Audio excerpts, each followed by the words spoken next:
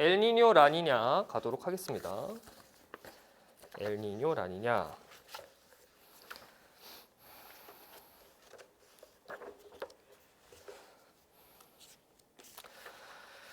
교재는 138쪽이고요. 용승과 침강부터 한번 가볼게요. 네, 용승과 침강. 용승, 그리고 침강. 엘니뇨와 라니냐를 배울 건데 이거를 배우기에 앞서서 워밍업 같은 내용입니다. 워밍업을 할 거예요. 이 용승이 뭐냐면 용승이 우리가 했듯이 심해에 있는 바닷물이 표층으로 올라오는 걸 용승, 그 다음에 표층에 있는 바닷물이 심해로 내려가는 걸 침강이라고 합니다. 괜찮죠? 그래서 지난 시간에 심층 순환을 하면서 고위도로 간 해수가 수온이 낮아지고 염분이 높아져서 침강한다는 것까지 배웠어, 그지? 근데 이제 다양한 케이스들이 있어. 거기에 교재에 소개되어 있는 다양한 케이스들이 있는데 이걸 하기 전에 참고. 에크만 수송부터 하겠습니다. 에크만 수송. 에크만 수송. 요거는 지구과학 2 내용입니다. 요거를 조금만 하고 넘어가도록 하겠습니다. 내가 설명을 다다다닥 하고 마지막에 한마디로 정리를 해줄게. 이런 겁니다. 바다가 있어요. 바닷물이 이렇게 있습니다. 여기에 바람이 분다고 합시다. 바람이 이렇게 분다고 할까? 이렇게. 근데 이 지역이 북반구라고 하자. 북반구라고 하면 바람이 이렇게 불면 표층에 있는 물 분자가 바람을 따라서 이동을 하고 싶어 합니다. 이렇게요. 그죠? 근데 전향력을 어느 방향으로 받아? 전향력? 북반구에서는 오른쪽으로 받아요. 그래서 이 물 분자가 약간 오른쪽으로 뒤틀려서 이동합니다. 이 각도가 약 45도 정도가 됩니다. 전향력 때문에. 괜찮아?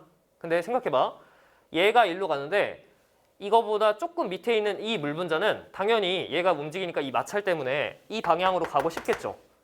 그런데 어느 쪽으로 전향력을 받아? 오른쪽으로. 그래서 살짝 오른쪽으로 이렇게 이동합니다. 근데 이 밑에 있는 물 분자는 이 위에 있는 친구가 이쪽 방향으로 이동하니까 나도 따라가고 싶은데 오른쪽으로 힘을 받고 이렇게.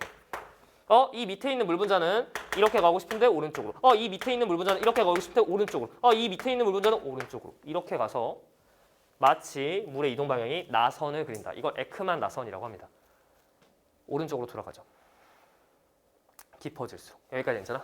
근데 이걸 이 물의 이동, 유량을 전부 다 적분했습니다. 에크만이라는 사람이. 그래서 이 마찰의 영향을 받는, 다시 이걸 에크만 수송이라고 하는데 이 에크만 수송의 영향을 받는 이 모든 층에 대해서 유량을 적분하니까 평균적으로 바람 방향의 오른쪽 90도로 에너지가 수송이 되더라. 오른쪽 90도로 이렇게 에너지가 수송이 됐습니다. 다시 물이 수송이 됐다. 이렇게 오른쪽 90도로 물이 수송이 됐다. 이렇게 갔습니다. 바람 방향의 오른쪽 90도.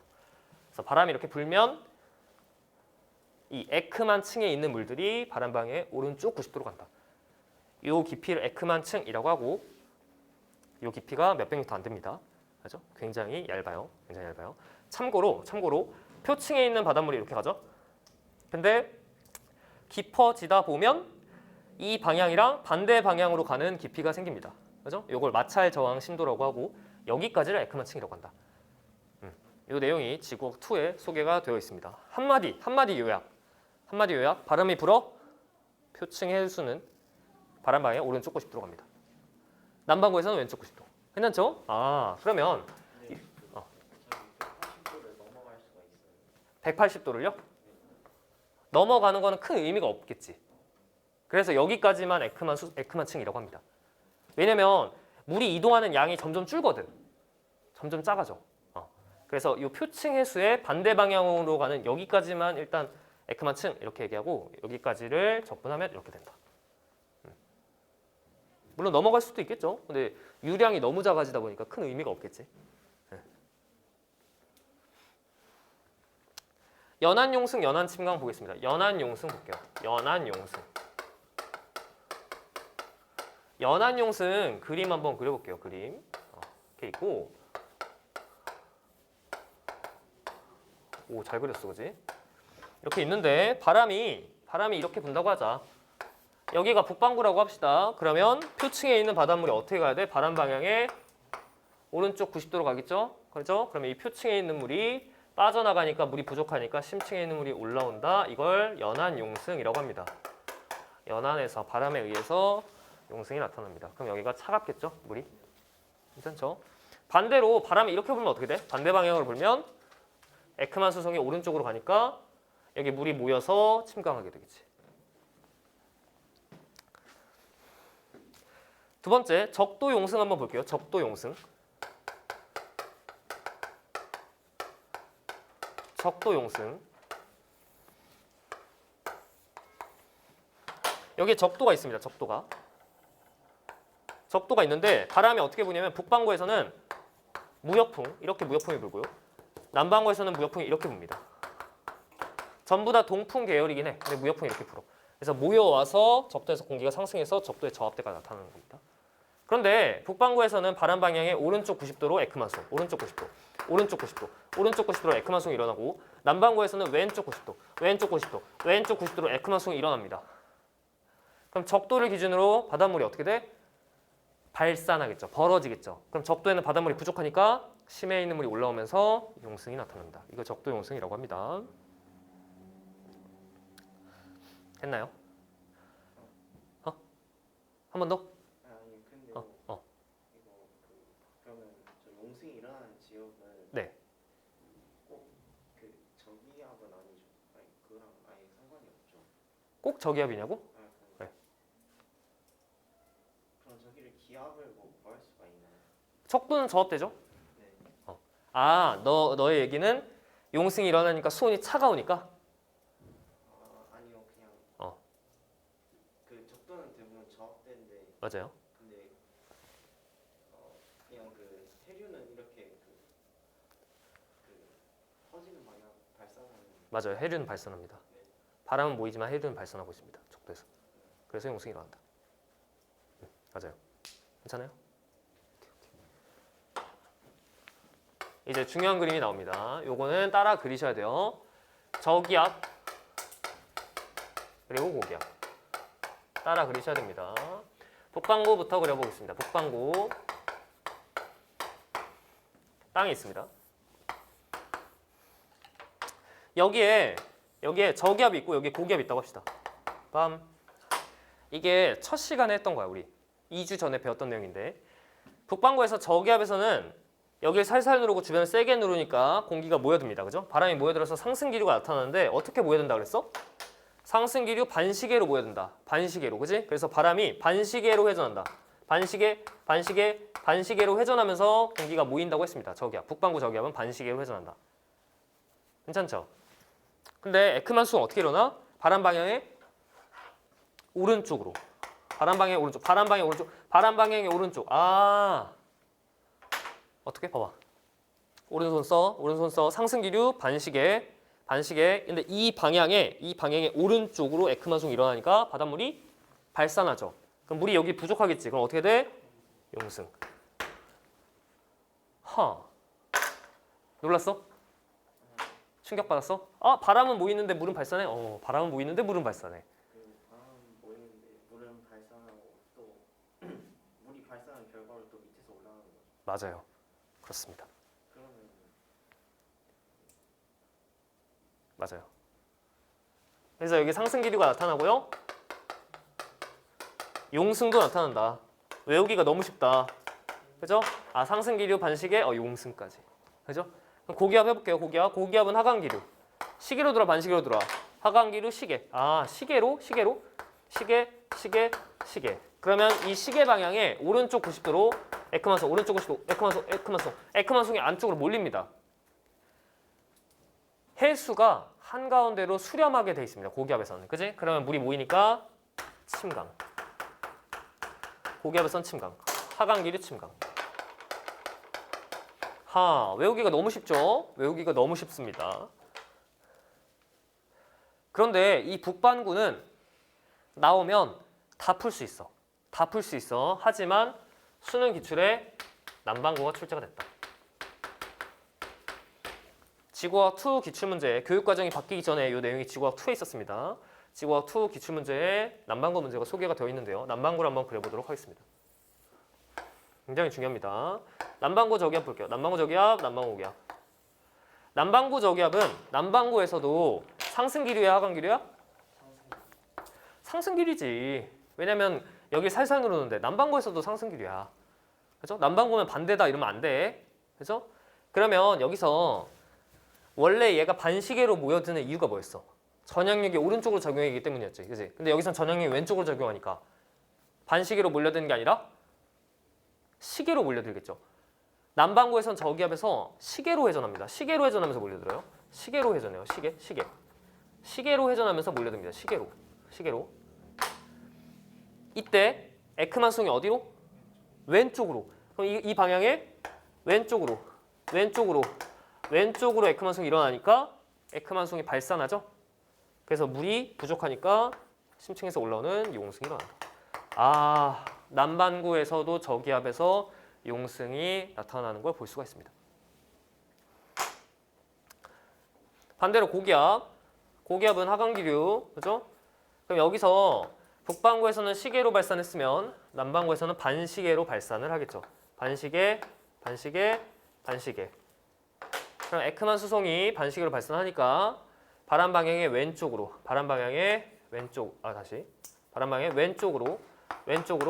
왼쪽으로 물이 모이게 됩니다. 그죠? 그래서 표층에 있는 물이 한가운데로 모이게 되면서 침강하게 된다.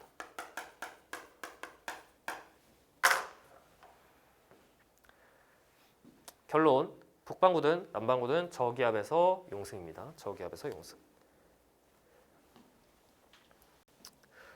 교재 용승의 영향 세 가지가 정리되어 있습니다. 이 용승이 나타나는 지역들은 수온이 낮기 때문에 서늘한 기후가 보통 지속이 됩니다. 그리고 안개가 자주 발생하죠. 안개가 온도가 낮으면 수증기가 응결해서 기체 상태가 아니라 액체 상태가 되면서 공기 중에 떠당기죠. 이걸 안개 또는 구름이라고 하지, 그지? 그래서 온도가 낮으니까 안개가 자주 발생하고, 그리고 수온이 낮기 때문에 영양염류, 그다음에 용존 산소가 많아서 좋은 어장이 형성이 되어 있습니다. 대표적으로 페루죠, 페루.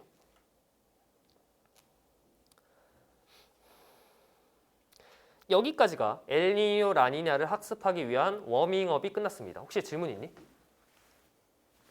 질문 없어요? 완벽해? 괜찮아? 엘니뇨 라니냐 보겠습니다. 엘니뇨 라니냐.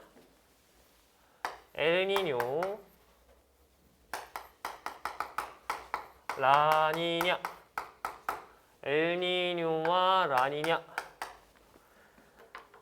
요거 이상 기후인데요. 이상 기후 들어봤죠? 기후가 뭔지 아니? 기상과 기후의 차이 알아? 기상, 기후. 차이가 뭐야? 이게 전지구적? 맞아. 그것도 맞는데 제일 중요한 건 시간 간격. 예를 들어 오늘 날씨, 내일 날씨, 3시간 뒤에 비 와. 그죠? 뭐 길면 뭐 일주일, 이번 주에 뭐 눈 많이 와. 이런 거. 기상. 그죠? 기후는 뭐냐면 이번 달 기온 전망. 올 겨울 한파 전망. 그죠? 올 한 해 기온 변화 전망. 앞으로 100년간의 기온 변화. 지구 탄생 이후 46억 년 동안의 기온 변화. 이런 게 기후입니다. 시간 스케일이 어마어마하게 길어요. 괜찮죠? 그래서 이 기후에선 주로 평균값 또는 평년값을 정의를 합니다. 일반적으로 마땅히 그래야 되는 평균적인 상태가 존재한다는 거야, 기후에선. 그지? 그리고 거기에서 벗어난 걸 이상 기후라고 하는 거예요. 괜찮죠? 보겠습니다. 엘니뇨 라니냐는 다들 알다시피 이상 기후인데 엘니뇨 때 어떻고 라니냐 때 어떻고 정리하는 게 아닙니다. 그렇게 외우면 안 돼요. 그게 아니라 우리는 머릿속에 뭘 넣어두냐면 정상 상태만 넣어두기로 했습니다. 지난 시간에 문제 풀면서 좀 했었죠, 그죠? 빠르게 한번 복습을 해볼게요. 이런 겁니다. 이런 거예요. 지구가 있는데 태평양 적도 부근, 다시 태평양의 적도 부근에서 벌어지는 일이 엘니뇨 라니냐입니다. 그죠? 그래서 여기서 확대를 합니다. 이렇게 확대. 그죠? 그래서 여기서 벌어지는 일인데 전 지구에 영향을 다 준다. 당연히 우리나라에도 주고 지구 반대편에도 영향을 주고 있습니다. 그래서 이 두 지점의 기후를 비교하는 문제가 나오는데 이 두 지점의 명칭이 중요해. 여기서 아까 얘기했듯이 지구 자전 방향이 동쪽이니까 이쪽이 동쪽이고요. 동태평양. 그리고 여기가 서태평양입니다. 그래서 명칭을 써보겠습니다. 이쪽이 서태평양, 이쪽이 동태평양이라고 부르고요. 여기에 있는 나라들이 중요한데 여기는 동남아 또는 인도네시아 이런 나라들이 시험 문제에 등장하고요. 이쪽에는 페루가 등장을 할 때가 많습니다. 페루. 이때 정상 상태를 한번 살펴볼게. 원래 어때야 되냐면 이 지역의 바람은 어떻게 부냐면 원래 적도 부근이니까 무역풍이 강하게 불고 있습니다. 이게 정상입니다. 그럼 이 무역풍에 의해 흐르는 해류, 적도해류가 이렇게 흘러서 해수면의 높이 차이가 나는 게 정상입니다. 그럼 여기가 해수면이 부족하니까 심해에 있는 바닷물이 올라오는 게 정상입니다. 용승이 활발한 게 정상이죠. 어디에서? 페루 앞바다에서. 그래서 수온이 차갑습니다. 태풍이 생기지 않을 정도로. 수온이 차갑습니다. 차가운 게 정상입니다. 그러면 여기에는 공기도 차가우니까 하강기류가 발달하겠죠. 하강기류가. 그래서 고기압이 발달하고 날씨가 맑은 게 정상이다. 페루는 날씨가 맑은 게 정상입니다. 너무 중요해요. 반대로 서태평양은 따뜻하겠죠? 따뜻해요. 그래서 상승기류가 활발하고요. 저기압이 발달하면서 공기가 상승하면 구름이 끼고 비가 온다. 그래서 동남아에는 비가 많이 오는 게 원래 정상입니다. 근데 외우기가 너무 쉬워. 왜냐면 동남아에 대한 이미지가 우리가 다 알고 있기 때문에. 그죠? 가깝잖아. 그지? 동남아 다 알잖아. 동남아는 습하고 비 많이 오죠. 페루가 날씨가 맑고요. 물고기를 많이 잡는다. 요것도 알아두셔야 돼요. 이게 정상 상태인데요. 엘니뇨가 뭐냐면 이 정상 상태가 약화되는 모든 현상을 엘니뇨. 라니냐는 뭐냐면 정상 상태가 오히려 강화되는 모든 현상을 라니냐라고 하는 겁니다.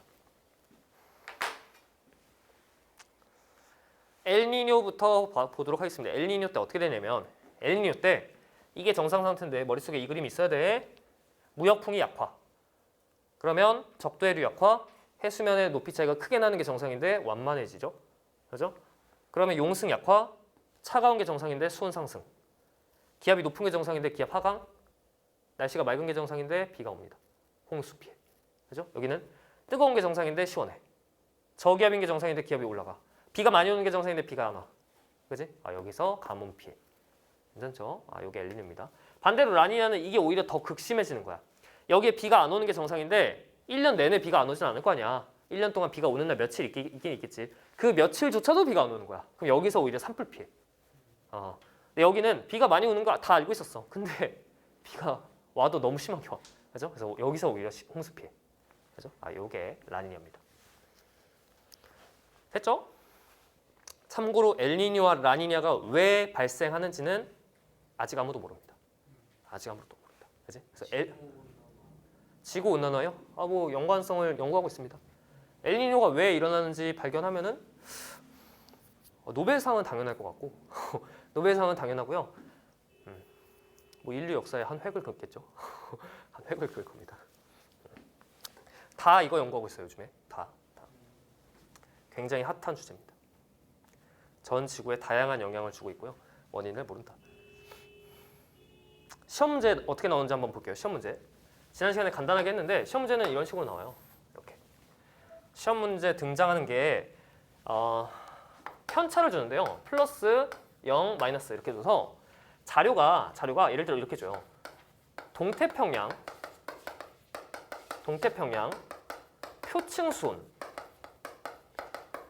표층수온의 편차 자료다 이렇게 줍니다.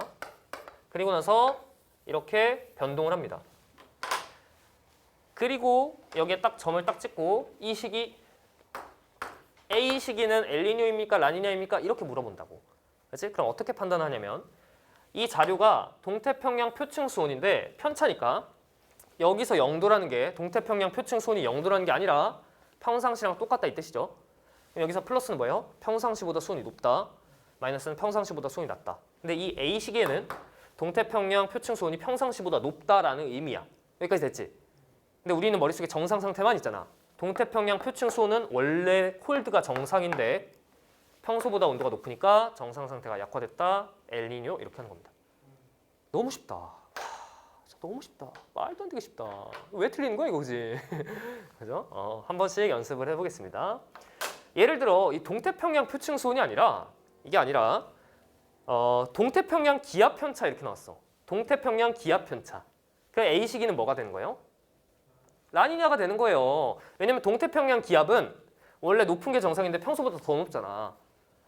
라니냐. 너무 쉽지? 괜찮아? 됐어요? 좋아요. 여기 앞에 서태평양 강수량 편차. A 시기는 라니냐. 서태평양 강수량은 원래 많이 오는 게 정상인데 평소보다 더 많이 오니까. 할 수 있겠어요?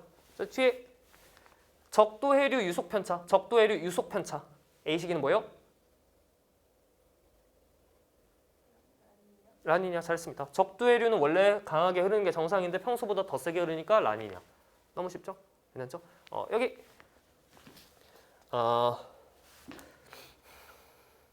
서태평양 기압 편차.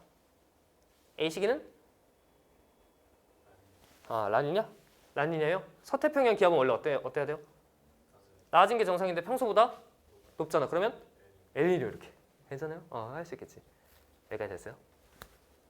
됐다. 그래서 지금 내용이 139쪽에 정리가 되어 있습니다.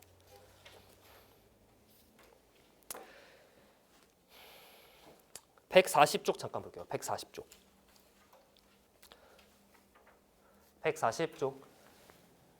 140쪽 보시면 맨 하단 잠깐 봐봐. 맨 하단. 태평양 적도 해역의 해수면 높이 편차라는 자료 보이니? 140쪽 맨 하단에 그 자료에 A, B, C 세 시기가 있습니다. A, B, C 세 시기가 있죠. 그 세 시기에 엘니뇨와 라니냐를 찾아와 보세요. 1분 드립니다. 1분 드릴게요. 엘니뇨와 라니냐를 찾아보도록 합니다.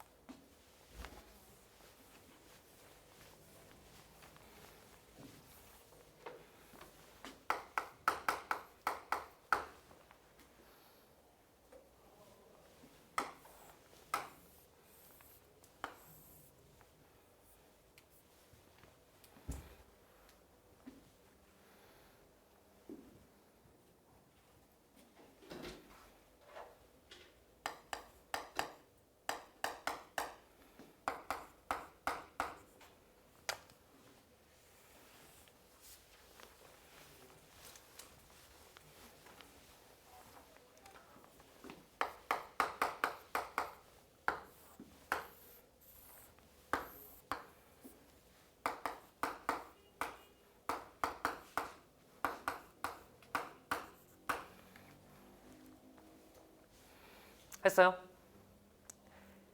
A 시기가 엘니뇨다. 엘니뇨 2명? 라니냐다. A 시기.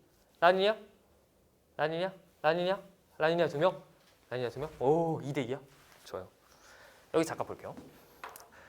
자료 보시면 시간 타임라인이 어떻게 되어 있냐면 타임라인이 이렇게 돼 있어. 보이니? 타임라인. 이렇게 시간이 흘러가죠. 시간이 이렇게 흘러가요. 그리고 여기 좌측과 우측에 두 지점이 있는데 여기에 140도 이스트 있어. 이게 동태평양이야, 서태평양이야?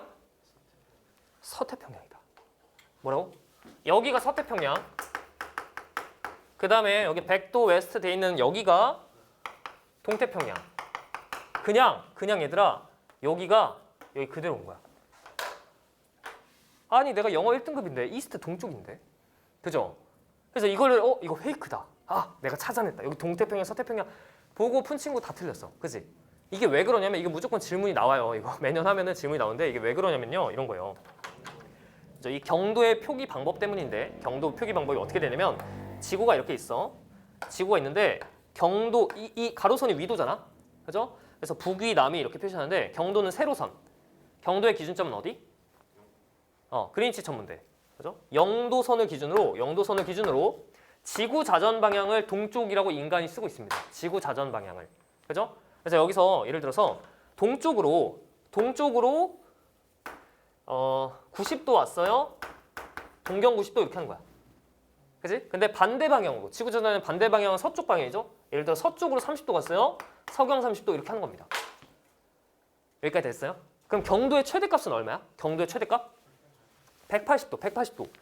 동경 따다다닥, 서경 따다다닥 하면은 이 영도선이랑 정반대쪽에 있는 저 안쪽에 있는 180도 선이 있겠죠?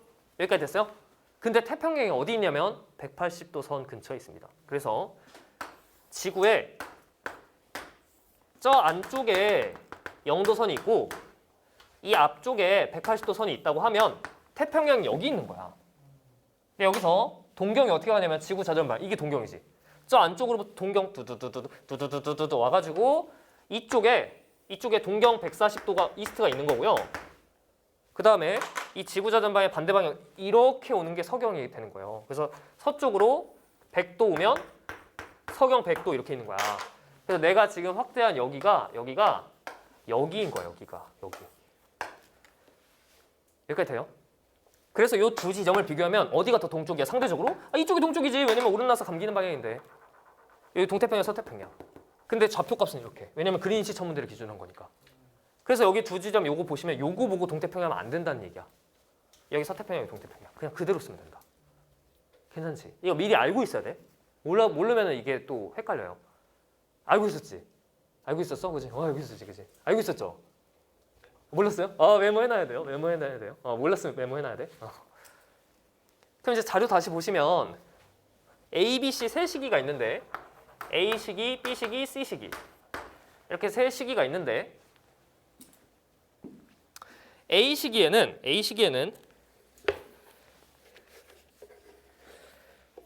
왼쪽에 마이너스, 오른쪽에 플러스, 그죠? 이쪽에 마이너스, 이쪽에 플러스가 이렇게 있어요. 근데 지금 이게 해수면 높이잖아. 의미가 뭐야? 이쪽에 서태평양의 해수면이 평소보다 낮다. 여기는 평소보다 높다. 근데 원래 어떤 게 정상이야? 여기는 높은 게 정상이고 낮은 게 정상인데요. 높은 게 정상인데 낮다. 여긴 낮은 게 정상인데 높다. 뭐예요? A 시기는 엘니뇨. 그럼 마지막 C 시기를 보면 C 시기는 서태평양 쪽에 플러스가 있고요. 동태평양 쪽에 마이너스가 있습니다. 그죠? 그럼 의미가 뭐예요? 서태평양은 높은 게 정상인데 평소보다 더 높다. 동태평양 해수면이 낮은 게 정상인데 평소보다 더 낮다. 정상 상태가 강화됐으니까 C 시기가 라니냐가 되겠죠. 됐죠? B 시기는 뭔데요? 그 사이 어딘가에 뚜렷하지 않은 거죠? 그 시기겠죠.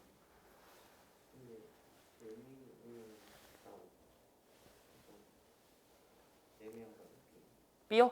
네, 맞아요. 그래서 B는 뭐 엘니뇨다, 라니냐다 이렇게 물어보진 않고 비교 대상으로 삼겠죠. 그지? 뭐 무역풍의 세기는 A 시기가 B 시기보다 빠르다 뭐 이런 식으로. 그죠? 그럼 틀렸다 이렇게 해야지. A 시기가 엘니뇨니까 완연한 엘니뇨니까 무역풍이 약하겠죠. 그죠? 이 자료까지 이해했니? 질문 있어? 괜찮아?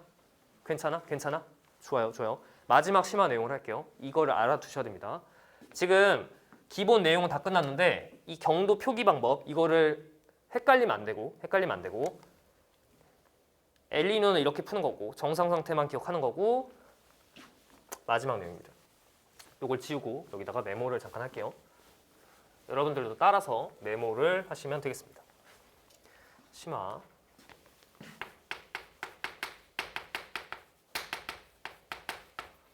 동태평양 연직 수온 분포.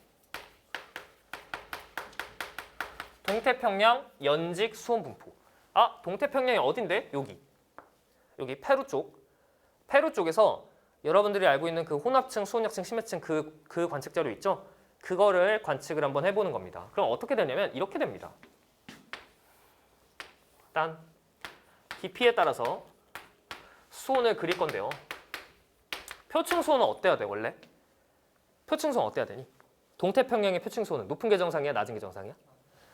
동태평양의 표층 수온은 낮은 게 정상이에요. 그죠? 낮은 게 정상이야. 그래서 표층 수온이 낮습니다. 빰. 그리고 용승은 어때야 돼? 용승은 센 게 정상이지. 이제 그래프 그리는 거 봐봐. 여기 봐. 칠판 봐야 되더라. 센 게 정상이죠? 그러니까 어떻게 되냐면 이렇게 돼야 돼. 심해에 있는 바닷물이 쭉 올라와서 이렇게 용승이 활발해서 그래프 개형이 이런 식으로 돼야 돼. 이게 평상시야.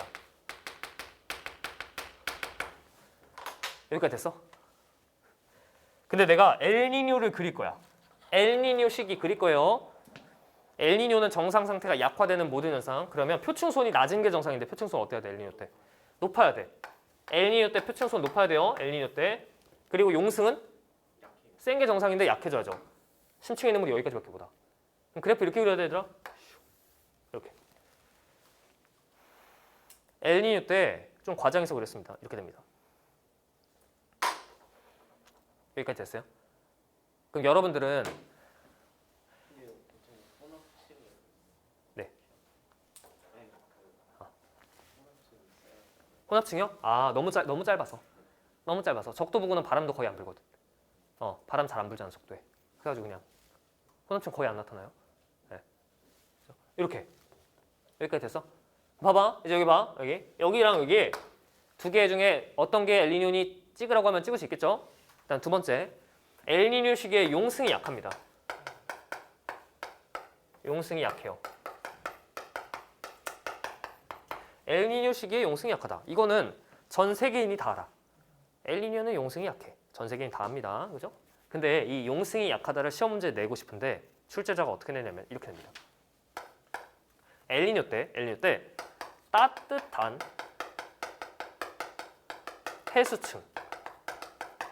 해수층이 여기는 여기가 따뜻하죠? 이 정도가. 근데 엘니뇨 때는 따뜻한 해수층이 더 두꺼워집니다. 그죠? 따뜻한 해수층이 두껍다. 이게 무슨 소리라고? 용승이 약하다를 이렇게 표현합니다. 따뜻한 해수층이 두껍다. 또 이렇게도 표현합니다. 보세요. 수온약층이 평상시 같은 경우는 수온약층이 표층 부근에서 분포하게 됩니다. 여기서요. 수온약층이 뭔데? 수온이 변하는 깊이. 수온이 변하는 층, 그지? 근데 엘니뇨는 수온이 변하는 게 여기서 분포해. 이거보다 평상시보다 좀 더 깊어지죠. 왜냐면 찬물이 여기까지밖에 못 오니까. 그래서 수온약층의 깊이가 깊다라고 표현합니다.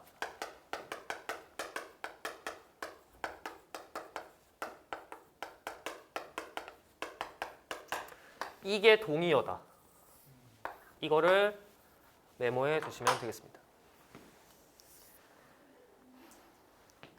그래서 A 시기는 B 시기보다 수온약층이 나타나는 깊이가 깊다. 이거를 A 시기가 용승이 약하다 이렇게 번역해가지고 바로 판단이 돼야 된다. 알겠죠? 이게 심화 내용이었습니다.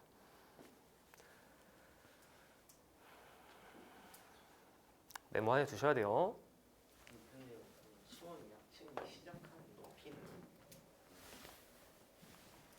용승이 약하면은 더 깊어지는 수온약층의 깊이? 나타나는 네, 수온약층이 나타나는 깊이. 수온약층이 나타나는 깊이는 용승이 약할수록 깊어지죠. 네, 맞아요. 수온약층이 나타나는 깊이가 깊다 이꼴 용승이 약하다 이 뜻입니다. 네. 또 질문 있어요? 괜찮아?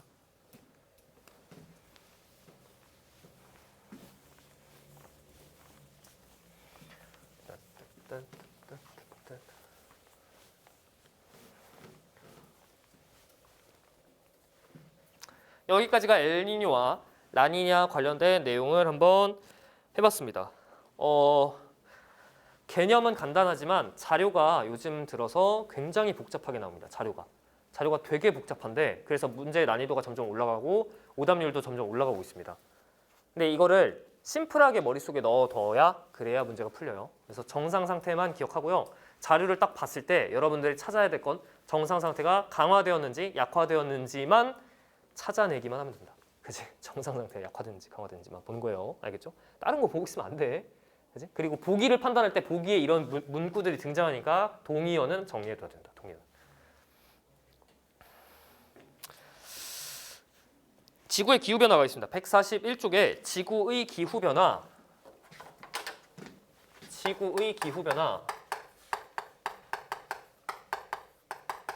요거 한번 볼게요. 지구의 기후 변화.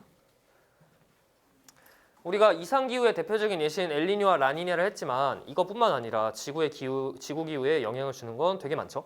그죠? 그 수많은 요인들 중에 크게 두 가지로 구분하는데 내부 요인, 외부 요인 이렇게. 그지? 내적 요인부터 볼게요. 내적 요인. 이건 지구 내부 요인이야. 그지? 그래서 교재 한 페이지로 정리가 돼 있는데 141쪽입니다. 교재 141쪽에 내적 요인이 소개가 되어 있죠. 근데 사실 이거는 나랑 안 해도 돼. 그지? 혼자 해도 충분한 주제이긴 하지만 그냥 간단하게 보면서 넘어갈게요. 첫 번째 화산 활동이 있는데 이건 알아둬야 돼. 화산 활동. 화산 활동. 1번. 화산 활동인데요. 화산이 터지면 기온이 올라갈까요? 내려갈까요? 내려가요? 내려가요? 첫 번째 요인은 이거야. 화산이 터지면 화산재가 다량으로 분출되죠. 근데 화산재는 태양 에너지를 반사를 많이 시키죠. 그러니까 반사도가 커져요. 왜냐면 화산재가 딱 분출하면 태양 에너지를 많이 반사시키니까. 그럼 기온이 어떻게 돼? 떨어집니다. 근데 이 요인만 있는 게 아니라 화산가스가 방출되면 화산가스의 주성분, 우리 다음에 할 겁니다. 화산가스의 주성분은 뭐냐면 수증기와 CO2입니다. 화산가스. 그런데 이 기체들은 온실기체입니다. 대표적인 온실기체여서 화산가스 대량 분출은 온실 효과를 증가시킵니다. 그러면 기온이 상승하게 되겠죠. 화산은 두 가지 효과가 다 있습니다. 그럼 화산이 터지면 기온이 올라갈까요? 내려갈까요? 그때그때 다릅니다. 잘했습니다. 둘 중에 하나 찍으면 안 돼. 화산마다 달라요. 알지? 자료 해석으로 나올 거야. 알겠죠? 두 가지 요인이 다 있다. 화산은. 두 번째 보시면 수륙 분포의 변화. 당연히 수륙 분포 변하면 대기랑 해수 순환도 바뀌니까 기후 변화 있겠죠. 그죠? 지표면 상태 변화. 이거 좀 중요한데. 지표면 상태 변화. 3번 쓸게요. 3번. 지표면 상태 변화. 이게 알베도가 바뀌는데 알베도가 뭐냐면 반사도예요. 태양 에너지를 반사시키는 정도. 그지? 반사도. 반사도가 제일 큰 게 뭐냐면 빙하야, 빙하. 그래서 지표면이 빙하로 둘러싸여 있으면 빙하면 그러면 태양 에너지 들어오는 걸 많이 반사시키니까 기온이 떨어지겠죠. 괜찮죠? 근데 만약에 빙하의 양이 줄어들어. 그럼 반사도가 어떻게 돼? 반사도가 줄어들겠죠. 빙하의 양이 줄니까 반사도도 줄죠. 그럼 태양 에너지가 더 많이 들어오니까 기온은 더 상승하겠죠. 이거 외워야 되니? 외우는 게 아니야, 그지? 만약에 물어본다면 판단만 할 수 있으면 돼. 근데 빙하가 반사도 1위라는 건 외워야 돼. 그럼 2등이 뭔지 알아? 2등은 사막입니다. 사막입니다. 사막도 반사도가 굉장히 커서 사막의 면적이 늘어난다 이꼴 반사도가 커진다 이꼴 태양 에너지가 적게 들어온다. 그래서 기온이 떨어진다. 괜찮죠? 김연아 선수 좋아하니? 알아? 김연아 선수 알지? 김연아 선수가 금메달을 딸 때 2등 했던 선수 혹시 이름 아니? 그지? 아사다 마오 선수 있죠. 일본의 아사다 마오 선수. 그죠? 그죠? 김연아 선수. 아사다 마오 선수. 근데 그때 3등 기억나 혹시? 3등 아무도 기억 못해. 그지? 세상은 2등까지만 기억하니까. 그죠? 우리도 여기까지만 기억하니까. 몰라도 됩니다. 근데 순서를 알아야 돼. 빙하랑 사막은 기억해야 돼. 빙하 1등, 사막 2등. 이거 알아야 돼. 그래서 거기에 안 써놨습니다. 아예 교재에 날려버렸어요. 나도 몰라 얘들아. 나도 안 외우고 있어. 교재 맨 밑에 있죠. 그 다음에 4번에 구름도 있거든. 여기다 밑에다 바로 쓸게. 구름도 신기한 게 뭐냐면 구름도 화산처럼 두 가지 효과가 다 있어. 두 가지 효과가 다 있어. 예를 들어 구름이 많아져. 구름이 많아지면 어떻게 돼? 반사도가 커지겠죠. 왜냐면 구름은 태양 에너지 많이 반사하거든. 구름 낀 날은 해가 잘 안 보이잖아. 그지? 그래서 기온이 어떻게 돼? 떨어져요. 근데 이것만 있는 게 아니라 구름 자체가 수증기잖아. 물이잖아. 물. 그죠? 그래서 구름이 낀다는 건 구름은 온실 효과가 엄청 세요. 이것처럼 온실 효과. 그래서 구름이 많아지면 온실 효과도 세져요. 그럼 기온이 어떻게 돼? 기온 높아집니다. 두 가지 효과가 다 있습니다.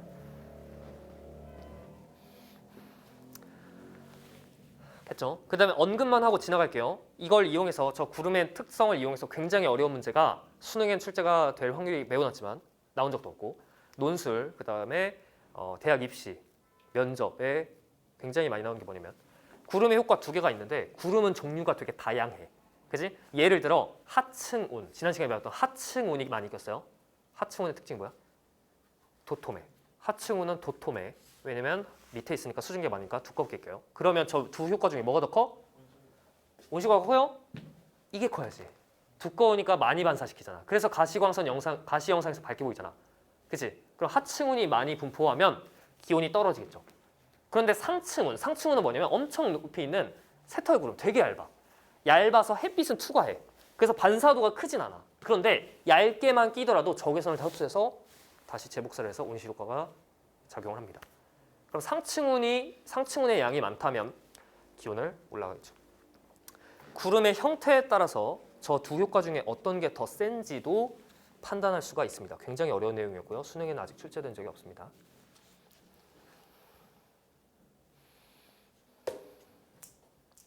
보통 하층이 더 두꺼워. 하층운이 좀 도톰하게 낍니다. 하층운. 아래에 있는 구름이 도톰하게. 그래서 여러분들 지지난 시간이구나.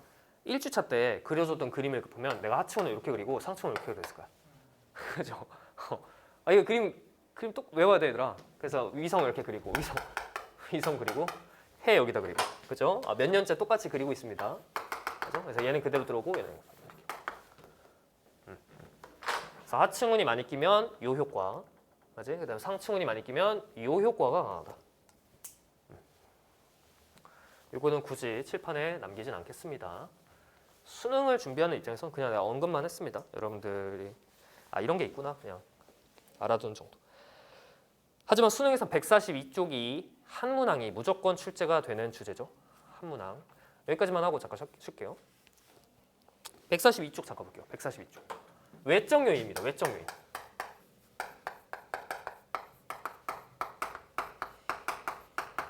천문학적 요인인데 굉장히 다양해. 그러니까 지구에서 벌어지는 모든 작용, 지구에서 벌어지는 걸 제외한 모든 작용을 다 외적 요인이라고 그래. 근데 지금 세 개만 소개돼 있잖아. 이 세 개가 전부야? 세 개가 전부가 아니야. 아닙니다. 더 많아요. 예를 들어 이런 거야. 지구가 있는데 태양이 있어요. 태양 에너지를 쏘잖아. 이 태양 에너지를 받아서 지구의 기온이 형성이 되잖아. 근데 태양이 만약에 에너지를 더 많이 쏴. 그치? 그럼 지구가 어떻게 돼, 온도가? 더 뜨거워지겠죠. 태양의 에너지를 적게 쏴. 그러면 시원해지겠죠? 태양 복사 에너지 양의 변화도 들어갈 수 있겠죠. 외적 요인 중에 하나지. 근데 음. 태양 복사 에너지가 언제 하죠? 항상 일정해요? 아니죠. 태양의 흑점수에 따라 변하죠. 중학교 때 나오지. 태양의 흑점수가 많아지면. 그럼 기호가 그죠? 메모하세요. 참고. 태양의 흑점. 중등 과정입니다. 중3 내용인데요. 교재에 굳이 안 써놨습니다. 흑점수가 많으면 흑점이 뭔데? 태양의 표면에 흑점, 까만색 점이 막 찍힙니다. 흑점수가 많으면 태양 활동이 활발합니다. 태양 활동이 활발합니다. 그럼 태양에서 에너지가 많이 방출되고 그러면 지구의 기온도 올라가겠죠. 이것도 외적 요인 중에 하나야. 괜찮아? 여러 개 있어요. 더 있어요. 그죠? 다양한 게 있겠지만 이것도 EBS에 출제가 됐습니다. 그래서 저게 외적 요인이니? 라고 하면 맞다라고 할 수 있으면 됩니다. 괜찮지? 태양의 흑점수는 11년 주기로 변해요. 많았다, 적었다, 다시 많았다, 적었다. 많았다가 다시 많아지는 그 주기가 11년입니다. 그래서 태양이 흑점수가 많으면 태양 활동이 활발해서 에너지도 많이 쏘고 오로라도 많이 생기고, 그죠? 그다음에 뭐 지구에서 통신 장애도 많이 발생합니다. 중등 과정을 잠깐 소개했고요. 이건 출제가 잘 되진 않아. 낼 게 이제 이거밖에 없어서 뭐 보기 하나로 딱 등장하는 정도. 근데 이제 메인 내용은 142쪽에 세 가지 외적 요인 세 가지입니다. 이걸 한번 볼게요. 1번.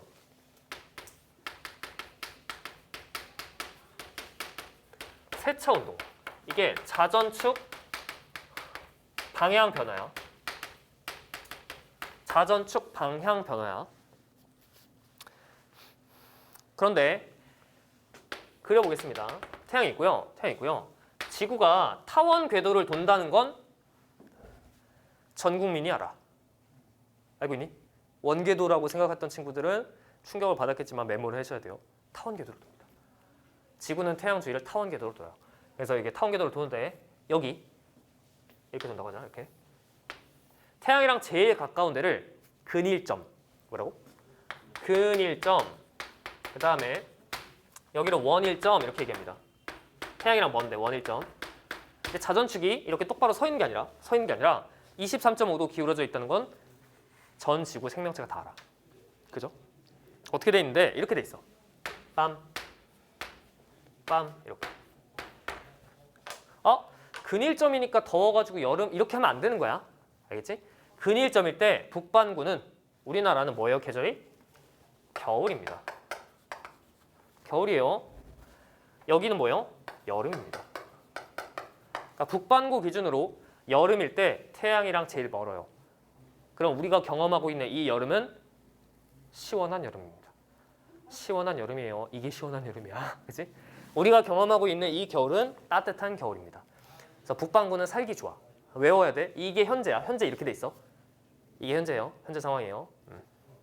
그래서 현재는 북반구 살기 좋다.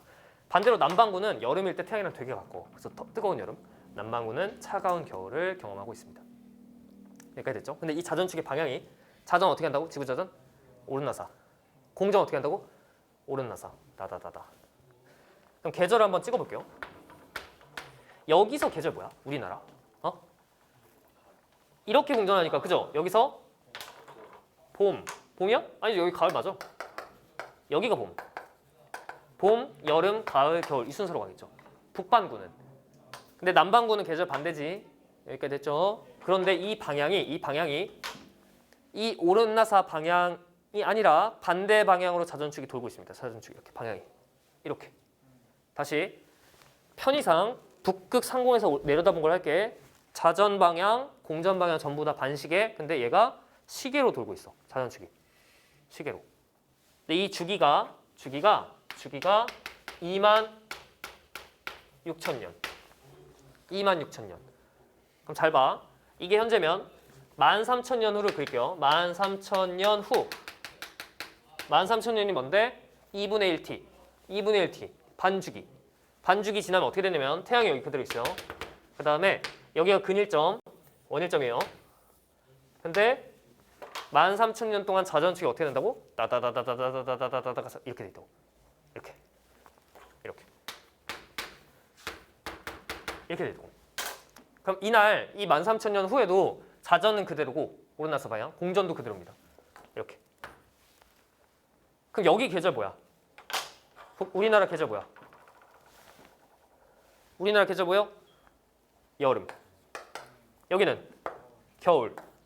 그죠? 그럼 여름에 13,000년 후 우리나라의 여름철 기온은 높아졌다. 그죠? 여름 두 개 비교하면 되지. 가까워졌으니까 높아졌다. 겨울철 기온은 낮아졌다. 연교차는 커졌다. 이렇게. 연교차 뭔데? 여름철 기온 빼기 겨울철 기온. 할 수 있겠죠? 남반구도 반대로 할 수 있죠? 남반구는 이때가 연교차가 크고 이때가 연교차가 작겠지? 이때 계절이 뭔가요? 이때가 봄이 되겠죠? 봄, 여름, 가을. 우리나라 기준이에요. 가을, 겨울 이렇게 되겠지? 질문 있는 사람? 여기까지 하면 2등급을 안정적으로 확보할 수 있는데요.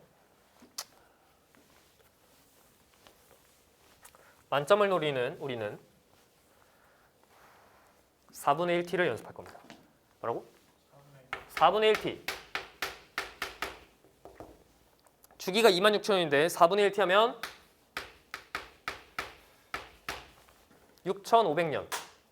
이제 여기 보세요. 태양 있어요.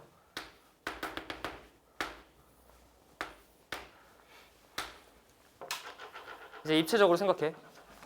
지구의 공전 궤도면 종이 한가운데 태양이 있다고 생각해. 태양 그리고 지구가 여기 공전하고 있어. 이렇게 종이면에 따라서 괜찮죠? 근데 자전축이 어떻게 돼 있다고? 종이면은 수직으로 서 있는 게 아니라 현재는 이렇게 돼 있다고. 이렇게. 여기 계절 뭐야? 우리나라 겨울. 왜냐면 태양을 외면하고 있잖아. 북극이. 태양이 남극 비추고 있다는 얘기죠. 그럼 여기는 계절 뭐예요? 여름. 그지? 태양이 북반구 비추고 있죠. 북극이 태양 향하고 있지. 그지? 여름. 그러면 봄, 여름, 가을, 겨울. 봄, 여름, 가을, 겨울. 할 수 있죠? 이거 반대고. 얘 봐봐. 자전축 어떻게 돼 있어야 돼? 4분의 1t잖아. 그럼 얘가 어떻게 돈다고? 위에서 봤을 때 시계로. 그래서 다다다다다다다 이렇게 칠판 쪽 향하는 방향이라고. 이해돼? 칠판 쪽 향하는 방향. 그러면 태양이 가운데 있으면 요 네 지점 중에 어디서 여름이야? 우리나라 여름. 여기죠. 앞쪽이죠. 앞쪽이잖아. 그래야 태양이 북반구 위치잖아. 북극이 태양 쪽 향하고 있으니까. 4분의 1t, 6,500년 후에는 지구가 여기 있을 때가 여름이라고. 이걸 찾을 수 있어야 되더라. 여기 여름이야. 우리나라 북반구 여기. 그럼 이 상태에서 이제 여름만 찾으면 반대는 뭐야? 여기가 겨울. 여기가 겨울. 그럼 여기는 봄. 봄, 여름, 가을, 겨울. 왜? 공전 방향은 그대로 여기니까. 안 바뀌니까. 공전 방향 오른나사. 이렇게 돼 있다고 지금 이렇게. 이거 이해돼? 이거 괜찮아? 할 수 있겠어? 이거 돼야 돼. 이거 4분의 1t 돼야 돼. 이게 제일 중요해. 4분의 3t 가겠습니다.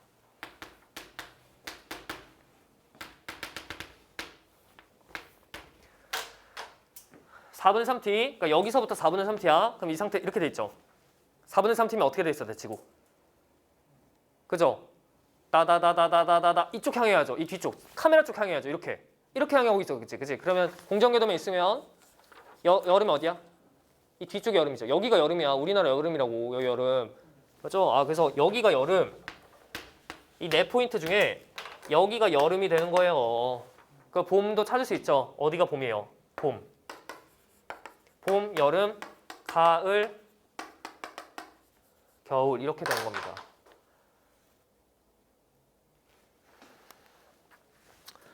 지금 내가 4개를 다 그렸어. 이게 현재 4분의 1t, 2분의 1t, 4분의 1t, 4분의 2t, 4분의 3t. 이거를 다 외우는 친구 없겠지? 외우는 친구 없겠지? 외우면 될 것도 안 된다. 그죠? 지금 이거 하는 거, 외적 요인하는 거 여러분들 내신 때 막 교재에 아니면 선생님들이 막 표로 정리해주면서 뭐가 바뀌면 북반구는 어떻게 되고 남반구는 어떻게 되고 그거 표로 외우면 안 된다. 그지? 그 표 있는 그 페이지는 뜯어버려요. 뜯어서 먹어도 돼요. 알겠죠? 이 자료에 여기서 외울 건 단 하나도 없습니다. 이게 세차 운동. 제일 어려운 게 끝났습니다. 2번, 3번 하고 마무리할게요.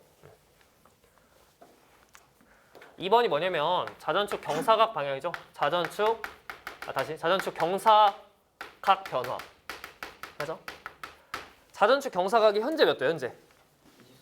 현재 23.5도 기울어져 있지. 그 23.5도 기울어져 있다는 뜻이 뭐냐면 이거야. 태양 있고 이거 그대로 그릴게. 현재로 그릴게.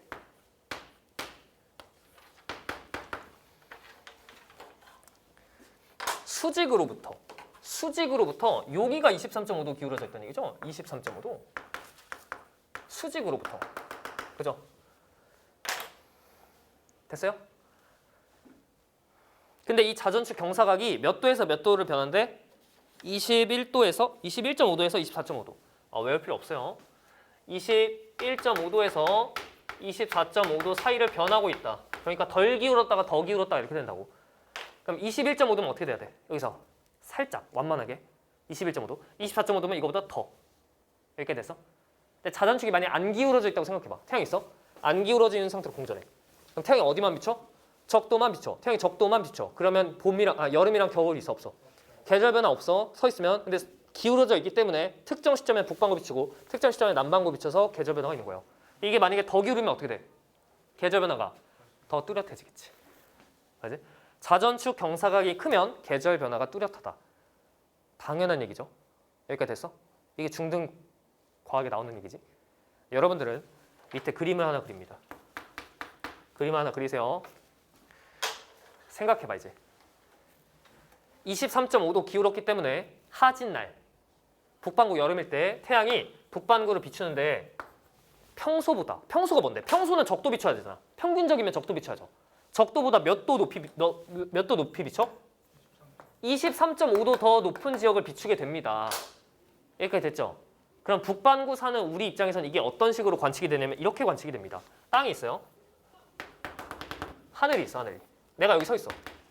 이쪽이 북쪽이고 이쪽이 남쪽이라고 하자. 그럼 저 안쪽이 동쪽이고요. 이 바깥쪽이 서쪽인데 태양은 동쪽에서 떠서 남중에다가 서쪽으로 진다는 건 전 세계인이 다 알아.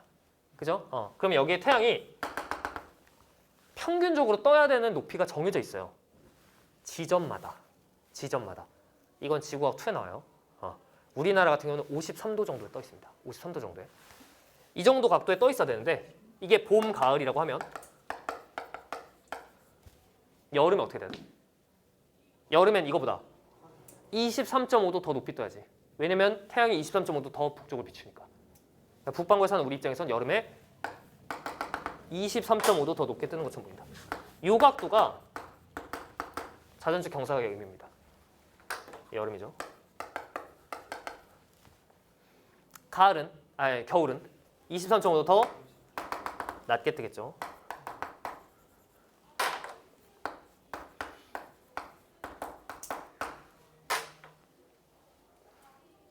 이해됐나요? 퀴즈. 자전축 경사각이 현재보다 작아지면 겨울철 남중고도는 더 높아진다. 맞아요? 자전축 경사각이 21.5도가 됐어요. 그러면 여름은 21.5도 높게 뜨고 겨울은 21.5도 낮게 뜨죠. 그럼 겨울철 남중고도는 더 높아지겠지. 이해돼요? 겨울철 낮의 길이는 어떻게 돼? 길어지겠죠. 왜냐면 태양이 더 높게 뜨니까. 높이까지 떴다 치려면 낮의 길이가 더 길어져야지. 괜찮죠? 이 그림을 알아두는 겁니다. 요거 변화량이 자전축 경사각의 의미입니다. 3번 마지막 20일 변화.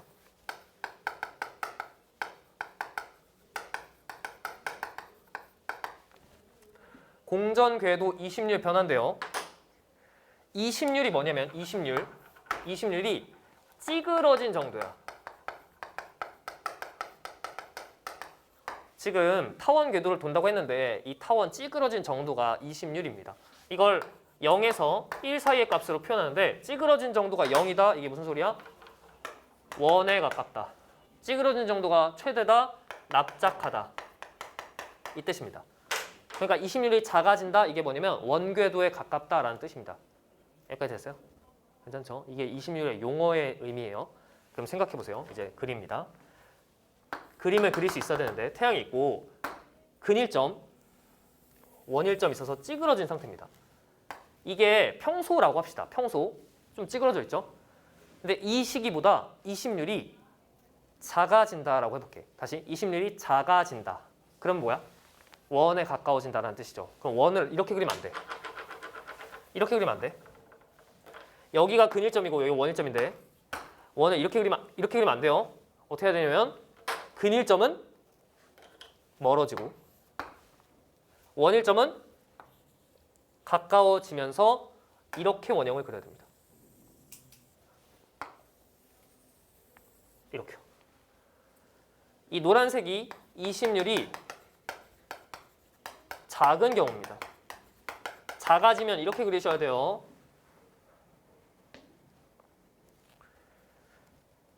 그럼 예를 들어서 하얀색을 현재라고 하면 얘들아 이때 우리나라 뭐라고? 계절? 태양이랑 가까울 때 여름이야 겨울이야? 여름이야? 겨울이라 그랬지. 우리나라는 살기 좋을 때라고 했잖아. 북반구 살기 좋을 때라고 했잖아. 근일점에서 겨울이죠. 근데 이 자전축 방향, 세차운동이 그대로라면 20률이 작아지면 겨울이 위치가 여기죠. 그럼 겨울철 기온은 낮아지겠죠. 괜찮죠? 이거 할 수 있겠죠? 20률이 만약에 커진다. 그럼 어떻게 찌그러져야 되냐면 이렇게 돼야 돼요. 얘가 가까워집니다. 이렇게. 근데 그 가까워진 만큼 얘가 멀어집니다. 이렇게. 그래서 이렇게 찌그러져야 돼. 이게 규칙이에요. 빨간색이 20률이 큰 경우입니다.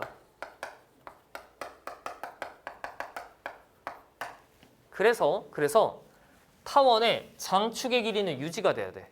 그러니까 요 지점이랑 요 지점 사이의 거리는 똑같아야 돼요. 근데 이 똑같아야 되는 이유가 지구과학 2로 넘어갔어. 케플러 3법칙 때문인데 이게 지구과학 2로 넘어갔습니다. 그래서 여러분들은 이 규칙만 알고 계시면 됩니다. 이렇게 그려주셔야 됩니다. 반드시요. 알겠죠? 142쪽까지 외적 요인을 했는데 지금 여기서부터 여기까지 암기사항이 단 한 개도 없습니다. 암기사항이 없고요. 각각의 포인트에서 중요한 게 뭐냐면 얘는 4분의 1t 방향 하셔야 되고요. 얘는 이 그림을 아셔야 되고요. 이 그림. 그 다음에 얘는 20률이 변화됐을 때 궤도를 그리는 규칙. 정해져 있습니다. 그죠? 반드시 이렇게 그리셔야 돼요. 그래야 문제가 풀린다. 여기까지가 기후 변화에 대한 내용이었습니다. 혹시 질문 있니? 괜찮아? 막상 근데 문제를 풀면 좀 어렵습니다. 그래서 오늘 숙제 내주면 문제 많이 풀어보시고 다음 시간에 내가 알려준 이 내용들을 토대로 문제를 어떻게 푸는지 보여주는 게 사실 더 중요하거든. 다음 시간에 보여드릴게요. 문제 어떻게 푸는지. 그죠? 여기까지고요. 잠깐 쉬었다가 오늘의 메인 내용 복사평형을 들어가 보도록 하겠습니다. 잠깐 쉬었다 갈게요.